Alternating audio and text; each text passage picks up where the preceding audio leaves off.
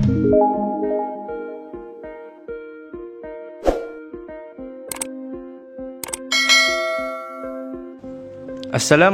warahmatullahi wabarakatuh. Apa khabar anak-anak pelajar semua? Pada kali ini kita akan belajar pendidikan syariah Islamiah tingkatan 5 bagi tajuk wakaf, bab yang kelima bagi bahagian hadis hukum. Sebelum itu, pastikan semua subscribe channel ini bagi mendapatkan video-video PTVC berkaitan dengan pendidikan syariah Islamiah pada masa yang akan datang.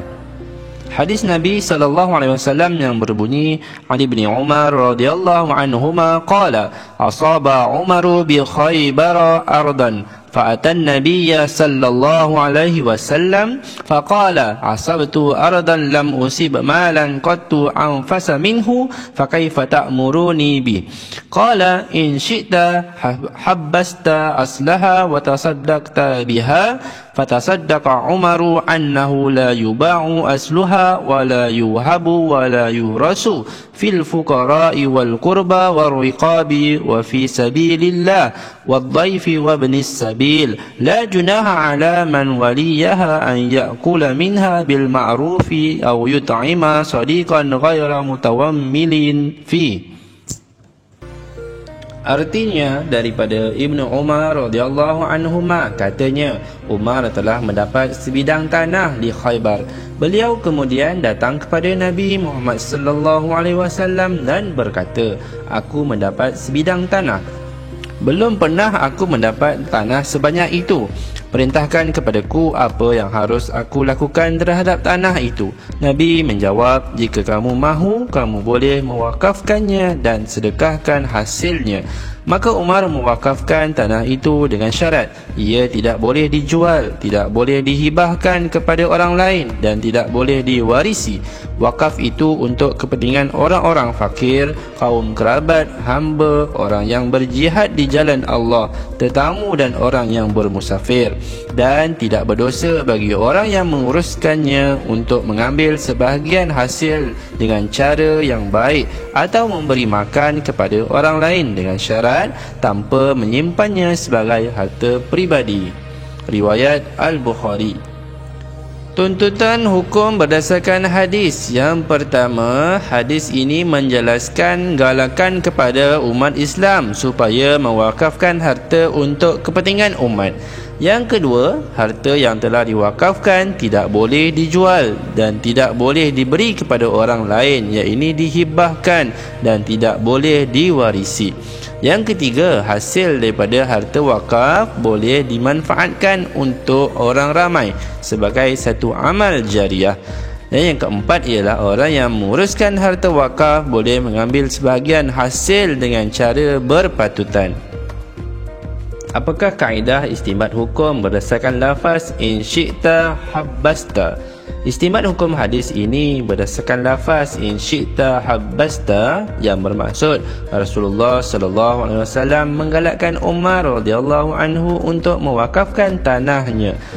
Galakan berwakaf bukan ditujukan kepada Umar radhiyallahu anhu sahaja, tetapi bersifat umum untuk semua umat Islam. Oleh itu, hukum berwakaf adalah sunat untuk kemaslahatan dan kepentingan umat Islam. Apakah pengertian wakaf? Pengertian wakaf dari sudut bahasa diambil daripada perkataan habbasa yang bermaksud menahan sesuatu. Dari sudut istilah, menahan harta yang kekal bentuknya, iaitu zatnya yang boleh diambil manfaatnya untuk kebaikan. Apakah rukun-rukun wakaf? Rukun wakaf terbahagi kepada 4. Yang pertama ialah wakif, iaitu orang yang berwakaf. Yang kedua, mauquf alaih, iaitu orang yang menerima harta wakaf. Yang ketiga ialah mauquf, iaitu harta yang diwakafkan. Yang keempat ialah sirah, iaitu ijab dan kabul. Apakah syarat-syarat harta wakaf? Yang pertama, harta yang diwakafkan merupakan harta yang halal. Yang kedua, harta yang diwakafkan merupakan harta yang kekal manfaatnya. Yang seterusnya ialah harta tersebut merupakan milik wakaf yang sah. boleh dipindah milik dan boleh dimanfaatkan. Yang seterusnya ialah harta yang ditentukan dengan jelas kewujudannya seperti sebuah rumah di taman perumahan. Apa pula perbezaan antara wakaf dengan wasiat? Perbezaan ini hendaklah setara bila wakaf ialah untuk waris dan bukan ahli waris. Untuk wasiat adalah untuk selain ahli waris. Bagi wakaf, mestilah meliputi aset dan manfaat harta. Bagi wasiat, boleh mewasiatkan manfaat harta sahaja. Yang seterusnya, wakaf ialah berkuat kuasa semasa hidup. Bagi wasiat, ia berkuat kuasa selepas kematian. Dan bagi wakaf seterusnya ialah tiada had. Bagi wasiat, tidak melebihi 1/3 daripada jumlah harta. Jenis-jenis wakaf. Jenis wakaf terbahagi kepada dua, iaitu wakaf am dan juga wakaf khas. Apakah wakaf am? Wakaf am ialah harta yang diwakafkan untuk kebajikan umum, seperti mewakafkan tanah yang tidak ditentukan untuk sesuatu tujuan. Apakah wakaf khas? Wakaf khas ialah harta yang diwakafkan untuk kebajikan khusus, seperti mewakafkan tanah untuk tujuan pembinaan masjid. Seterusnya, apakah jenis-jenis harta wakaf? Jenis harta wakaf terbagi kepada dua, iaitu harta tidak alih dan juga harta boleh alih. Harta tidak alih ialah harta yang kekal pada asalnya, contohnya tanah dan binaan seperti rumah. Harta alih ialah harta yang boleh dipindah alih, contohnya wang tunai, kenderaan dan juga Al-Quran. Apakah kepentingan wakaf dalam menjana ekonomi umat Islam? Peranan wakaf dalam menjana ekonomi umat Islam antaranya ialah yang pertama, ekonomi pembangunan yang dijalankan ke atas harta wakaf boleh membuka peluang pekerjaan kepada umat Islam.